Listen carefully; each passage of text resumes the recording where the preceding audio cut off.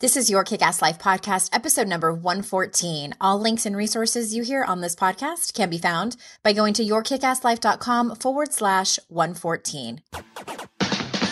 This is the Your Kick-Ass Life podcast with Andrea Owen, a no BS guide to self-help and badassery. Because ladies, let's face it, life's too short for it to not kick ass. And here's your host, the girl who serves it up straight with a side of crazy, Andrea Owen. All right. Hey there, ass kickers. Welcome to another episode of the podcast. I'm so very excited that you are here. It is the beginning of the school year over here. I'm sure it is for a lot of you parents out there that are listening, and it's kind of bittersweet. You know, it's like I love summer. I really, really do.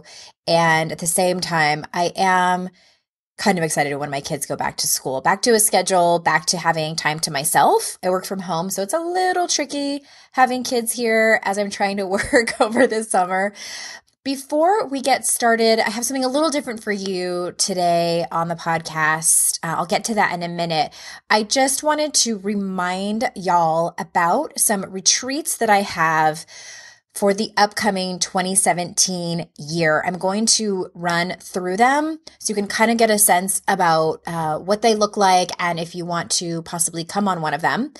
And if you do, you can either go to the show notes to sign up to have first notification, yourkickasslife.com/114, or simply shoot us an email, support@yourkickasslife.com, to get put on the early notification list. So the first one that I'm doing in 2017 is in the spring. It's going to be in late April. We are avoiding spring break. So just so you know, it's not going to be during anyone's spring break.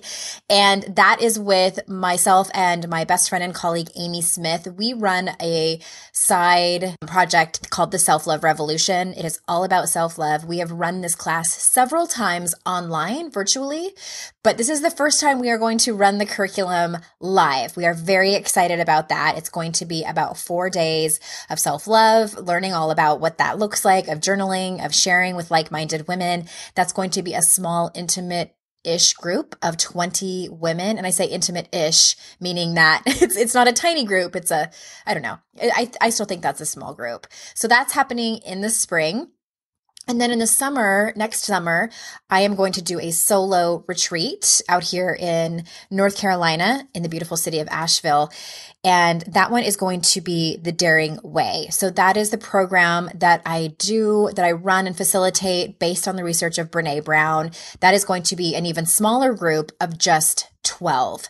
So if you are interested in that, that will be probably 3 days out here in North Carolina. Let us know, because both of those retreats are sure to sell out. And then the last retreat I'm going to do in 2017 is one that we've run twice before. So this is the third annual Tanning, Tacos, and Transformation Retreat. That's going to be probably in October of 2017. We are finalizing a venue now. It is at an all-inclusive resort in Mexico. I want to tell you about this resort that we're looking at that's so amazing, but it hasn't been finalized yet as I'm recording this, so I don't want to say it yet. But it's going to be amazing. And this is a bigger retreat. So if you are interested in coming along in more of like a conference style type of retreat, then that's going to be for you. There's going to be a lot of like-minded women there. The women that have gone on these retreats in the past couple of years have made friends that they see each other when they are in, different parts of the country. And it's just really beautiful and amazing to watch. I run that with Amy Smith and another colleague of ours, Kira Sabin. So if you want in on any of those retreats, shoot us an email at support@yourkickasslife.com or visit the show notes to sign up for those. And without further ado, here is what I got for you this week. All right, ass kickers, just a little update, I guess, about what is going on here in my life. And the reason that I wanted to do it is because I thought maybe some of you can relate to what I'm going through. And I thought, well, hey, if I like to teach through my experiences, and if I'm experiencing a struggle, I always think, you know what? So are probably a lot of my ass kickers. And so if I'm in a place where I can, use my tools and get through it, I try to let you know what those tools are. So if you're facing the same thing, possibly you can get some help from it. So right now, and it's kind of funny, when I typed all this out and got this ready a couple of weeks ago, I definitely was in a different place, and I'm feeling a lot better now. But when I wrote it, and I'm actually still feeling this way a little bit, but it's really on the topic of burnout, and I'm feeling burnt out, and it happens. And I used to, because it used to happen a lot, especially in the beginning of when I started my business as a life coach. I didn't know what I was doing. There wasn't a whole lot of people who had kind of paved this way before me, like there is now. So I didn't have a whole lot of leaders to follow. So I kind of felt like I was just starting from nothing. And I also had 2 toddlers. And so it happened a lot. I found myself face down in my pillow, crying a lot. And my poor husband's like, how can I help you? I'm like, I don't know.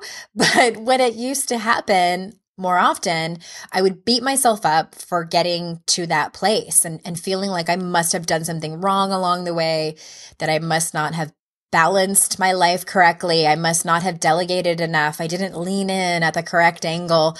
But 9 years in, raising babies, raising a business, participating in a marriage, for me, I can't believe I'm about to say this, but burnout is part of the game. And there is probably some of my colleagues and self-help experts that might gasp upon hearing that and tell me I'm surely doing it wrong and it doesn't have to be that way.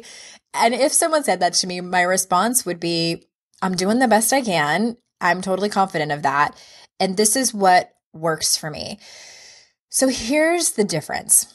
I kind of look at my life and have found it possible, and I emphasize the word necessary, to have self-compassion. Because anytime I just feel like too, in our culture as women, I know that there's some men listening probably, but I can only speak for women because I am one and I've only ever been one. But I think that we face the kind of pressure of having to do it all.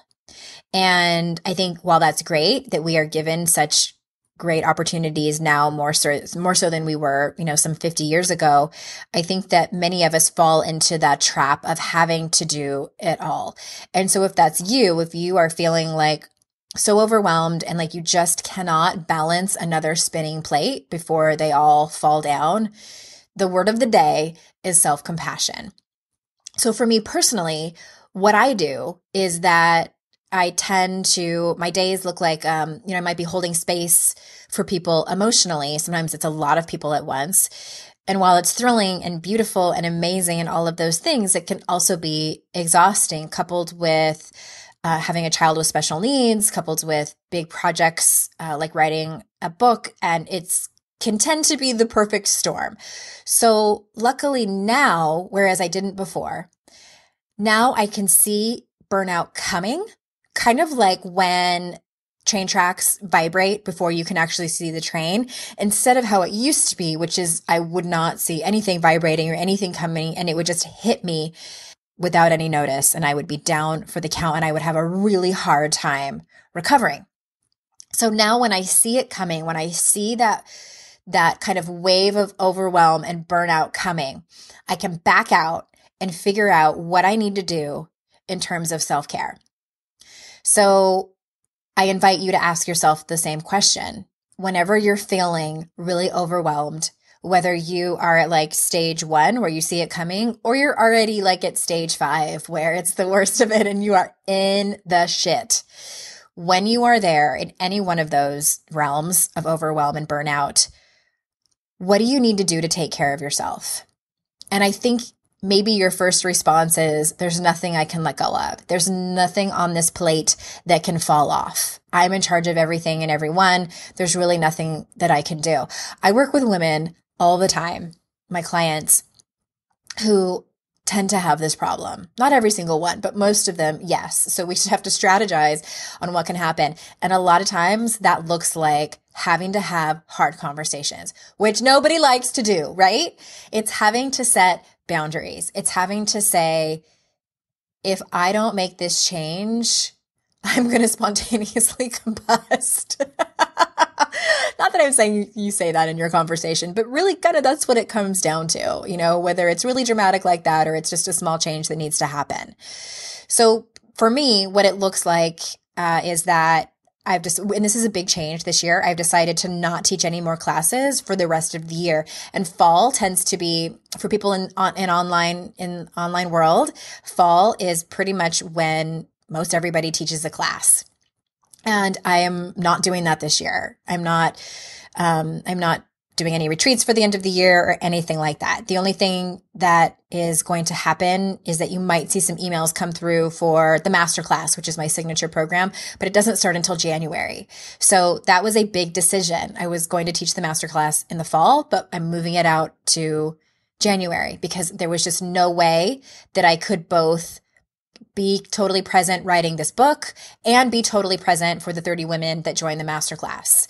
So book is due at the end of December. I'll be done with it. And that way I can focus. So it's having to make big decisions like that. That was a very big decision for me to have to do that. And my inner critic went crazy. I'll tell you about that in a second, but I just really want you to think about what necessary changes do you need to make, and watch out for your inner critic, because I have to grapple with my inner critic that tells me I can't put those things off. It's imperative to my bottom line. It's a big mistake. I might even go all the way down the rabbit hole and be like, my business is going to fail and we will be destitute if I, make this one decision.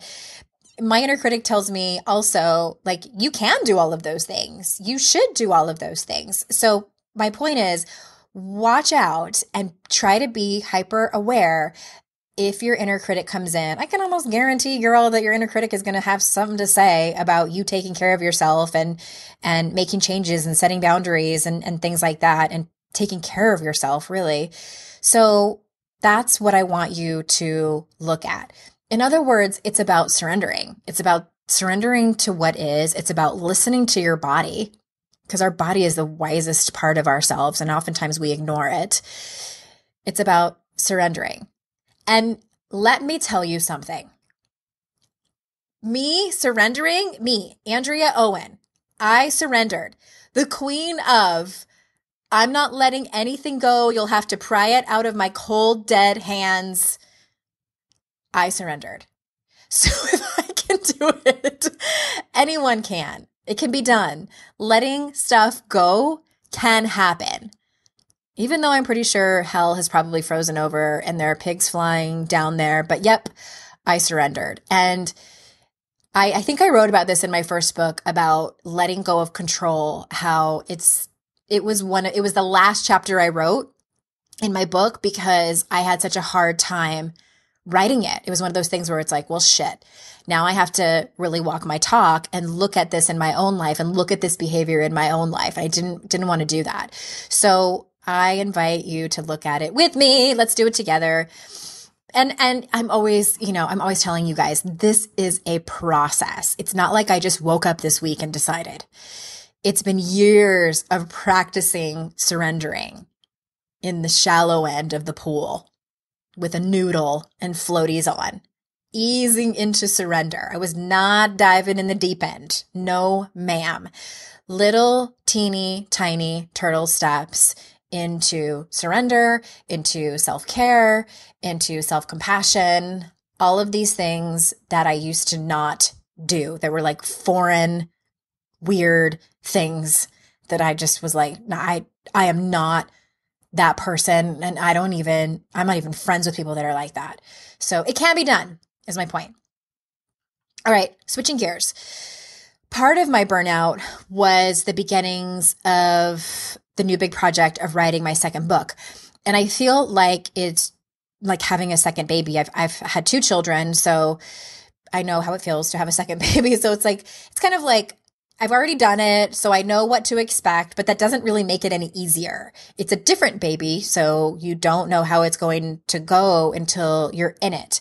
So I don't know if you guys have seen, since you're listening to this and not reading it, there's a funny meme that's gone around. It's called The Creative Process, and there's like this red section.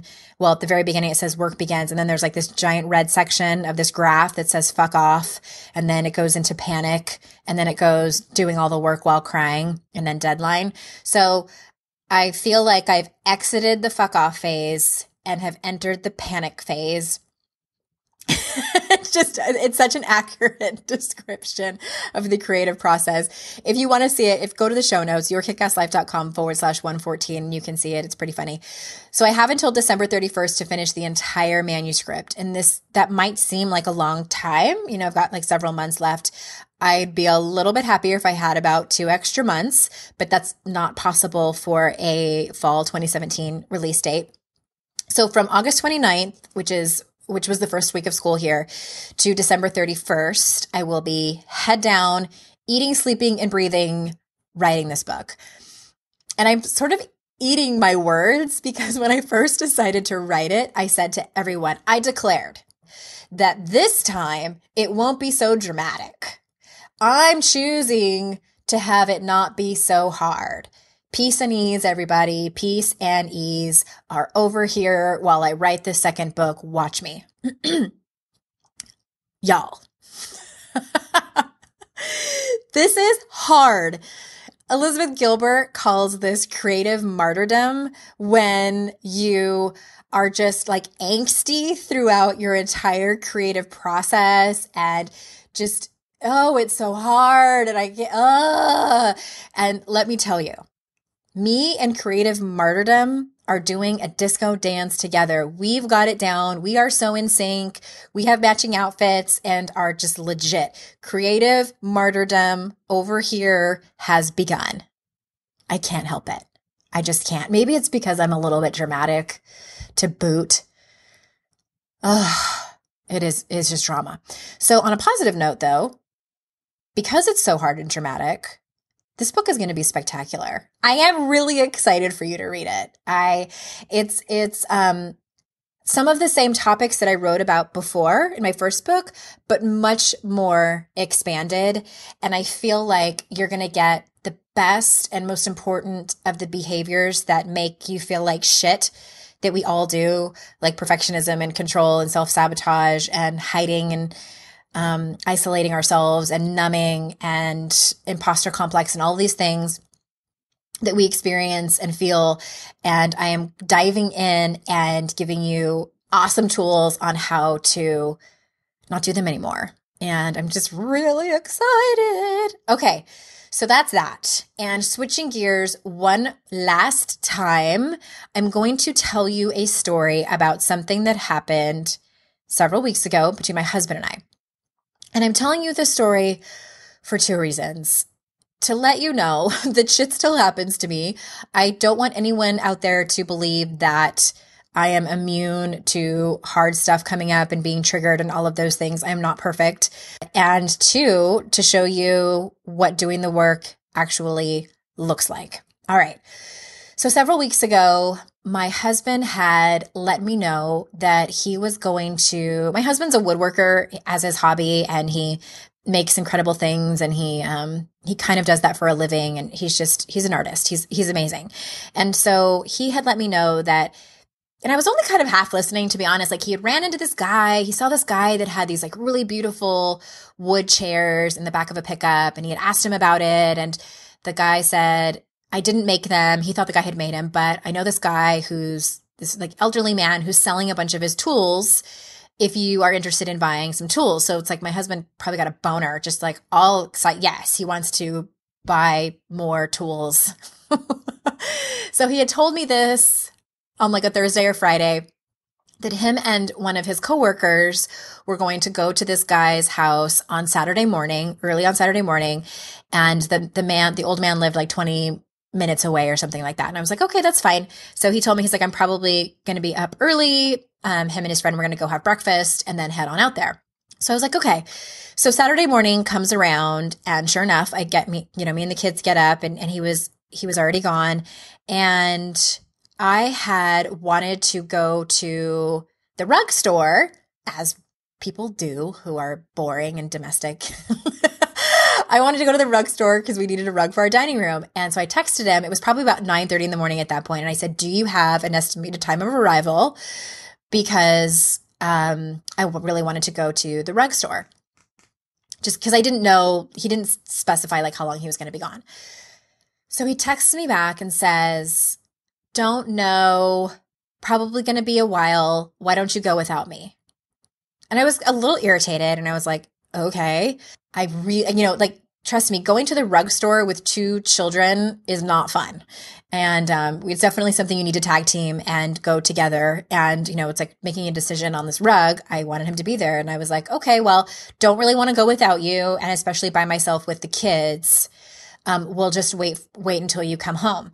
And he responded with the letter K. Which those of you listening are probably like, oh no. When you get, I don't think I've ever responded with just the letter K unless I am pissed. And that doesn't happen very often because I usually try to be not like that. So I got that text and I was like, what the fuck? And then I immediately go into, I don't even know where he is. It's like, he didn't tell me really that much. And I'm like remembering the conversation. It's like, I know he was going to go with so-and-so and they were going to go to breakfast, but where did he say he was going? Like Cary or Winston-Salem? I don't know, somewhere in North Carolina. And so then I start to get angry because I don't actually know where he is. I don't know when he's coming home. I don't know how much money he's going to spend. All of these things are running through my head and I'm getting more and more angry. So my thumbs are hovering over the text. I'm about to shoot back. I wanted to shoot back. I don't even know where you are. Where are you? And I didn't. I stopped myself. I stopped myself in that moment because I felt the anxiety and the anger rising up my body, up into my throat and into my face and sitting in my chest. And I immediately knew what was happening. So I want to back up for a second because a couple of years ago, even, I probably wouldn't have known what was happening. I just would have been so caught up in my anger and irritation. I would have been really blamey and just, kind of what the fuck? So now what I have learned is to know when I get emotionally hooked. And if you have read the book Rising Strong by Brene Brown, which is the work that I facilitate, you probably know what I am doing here. This is the Rising Strong process. So I actually started doing this just from doing other work. And then when I read that book, I was like, oh, that's what this is. So I knew that I was emotionally hooked fairly quickly in it. So then it's about getting curious. Okay, so why am I mad? Clearly I'm pissed off. What am I actually mad at? And so I had to sit. I had to sit in my own shit for 30 minutes. I started crying. Because the old me would have just wanted to drink. I mean, even though it was 9:30 in the morning, who knows, I may have done it. But just, I needed to escape, give me something to do because I don't want to be in this feeling the feelings. So I called my best friend, Amy, she kind of talked me through it and actually just left her a message on Voxer. And then I realized what was happening. So I was totally triggered. I got triggered because for me personally, and this might look different for a lot of different people. Personally, in my first marriage, I was married to someone who I half the time never knew where he was. And I found out periodically throughout our relationship, and then more so after it ended, that he was cheating on me a lot. During those times, I didn't know where he was, or I thought he was one place and he was not, in fact, there. And so still, that lives with me, even though I have not been married to that person for a decade. But still, it's one of those triggers that sort of, is having a hard time dying. And so I knew immediately, okay, I'm totally being triggered here. It has nothing, my husband didn't do anything wrong. So it was all my shit. And so what also happened is that I needed to let myself be in that space. So what ends up happening is I feel the wave of fear, of just that panic of, oh my God, what if this happens? So what's really helpful for me is to talk it out. So in this case, I talked it out with my best friend. I just left her a lengthy message. And then in this particular case, I did not actually share that with my husband. He might listen to this podcast and kind of get a good chuckle from it. In some instances where I have been triggered by my own stuff in my marriage, I do tell him, not in a matter of you triggered me, don't do that anymore. In a matter of this is my shit And I just want you to know that, I remember. The reason that I didn't tell him was because I didn't fire any texts back. I didn't respond. And then an hour and a half later, around 11 a.m., he texted me and said he was on his way home. And he came home with tools, and then we went to the carpet store. And that was it. And it turned out to be a pretty good Saturday. But the old me, and I've actually done this before, where I get triggered and I fire something back and I get angry and blamey, and basically I'm mad about something that really doesn't have anything to do with my husband, but just has everything to do with my own stuff. So in those cases, I have come to him and said, I've had to clean it up and apologize and say, like, I'm sorry, you didn't deserve that. And that was all my stuff. And then, but this time I didn't, because I didn't fire anything back. Like, he was none the wiser, just nothing happened to him. It was just a regular Saturday. Because by the time he came home, I had been through the whole process and was kind of over it at that point. So that's it. So I wanted to just share with you what that looks like. And it's not fun. I mean, I'm proud of myself for how I showed up for myself and how I showed up in my marriage, but it doesn't make it any more fun. I mean, I think a lot of times what ends up happening is that it's easier to blame. It's easier to fire off nasty texts and to get angry later on in the day about something your partner did that's seemingly unimportant. And it's fleeting, it makes us feel a little bit better, but at the end of the day, it never does. So that's it. And I hope you got some nuggets out of there, and I hope you can kind of maybe look at your own life and see where you might be doing that to either your friends or your coworkers or your partner, and where you might need to clean some stuff up, and where you can just start to get curious about when you get emotionally hooked by something instead of just immediately firing off or hiding out or whatever, or, going to the pantry and binging or whatever it is that you might do. All right, ass kickers, thank you so much for staying with me throughout this episode. And I will be back next week for an interview. And until then, I will see you out in cyberspace. Bye-bye.